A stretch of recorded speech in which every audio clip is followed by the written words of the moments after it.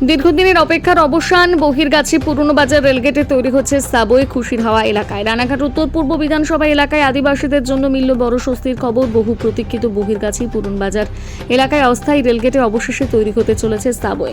সম্প্রতি এক ফেসবুক লাইভে এসে এই খবর জানান স্থানীয় বিধায়ক অসীম বিশ্বাস। রেল কর্তৃপক্ষের তরফে বিষয়টি নিয়ে সবুজ সংকেত মিলিয়ে ঘোষণা জারি করা হয়েছে। খুব শীঘ্রই সাবওয়ে নির্মাণের কাজ শুরু হতে চলেছে বলে জানা গিয়েছে।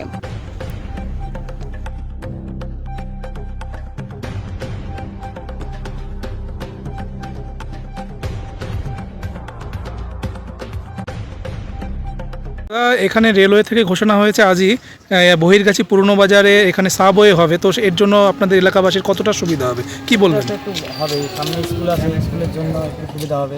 আমাদের একটু প্রবলেম হতো যেতে, যেটা তো কি আশা করছেন? সবাই হলে ভালো হবে, এটা সবার জন্য। আপনার নাম? আমার নাম বাপি বিশ্বাস। আচ্ছা, কারণ আমাদের গেটটা তো মেন গেট, ঠিক আছে? তো এই গেটটা পার হলে আমাদের এখানে স্কুল, কলেজ, পোস্ট অফিস সব এখানে তো 4 গাড়িগুলো অনেক সময় জাম হয়ে যায়। এখানে আমাদের এসে এখানে সাহায্য করতে হয়, ধাক্কা মারতে করতে হয়। সার্ভে গেটটা হলে আমাদের একটু সুবিধা হবে।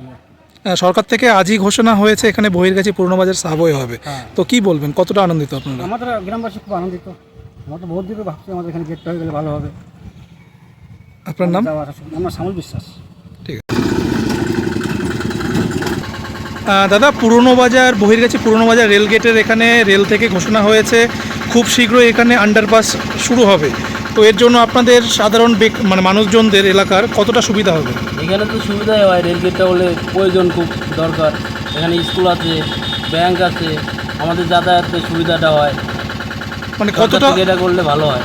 এখানে দীর্ঘদিন প্রচুর দুর্ঘটনা ঘটেছে বিগত দিনে, তো সেই নিয়ে কতটা কি বলবেন? রেল গেটটা হলে সুবিধা হবে, দুর্ঘটনাগুলো হবে না। আমাদের জন্য, সবার জন্যই ভালো, গ্রাম প্রতিবেশীদের জন্য। আপনার নাম? বিপ্রদীপ অধিকারী।